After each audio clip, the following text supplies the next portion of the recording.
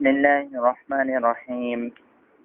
عن أنس قال قال رسول الله صلى الله عليه وسلم تسحروا فإن في السحور بركة متفق علیہ.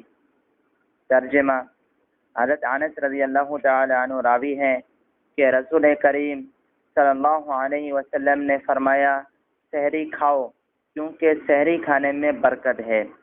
بخاری و مسلم نے اس حدیث کو نقل کیا ہے. اور سحری میں برکت کی ایک وجہ تو روحانی ہے، کیونکہ اس وقت اللہ تبارک و تعالی آسمان دنیا پر نزول فرماتا ہے.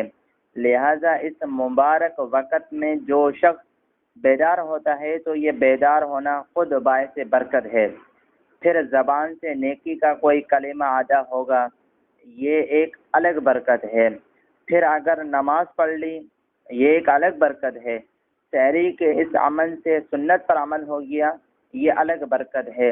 سحری کی برکت کی دوسری وجہ مادی ہے.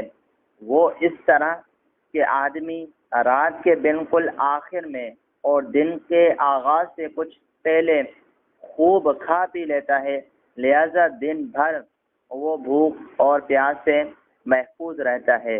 اور اسی طریقے سے سحری کرنا اہل اسلام اور اہل کتاب کے درمیان بھی ایک امتیاز رکھتا ہے.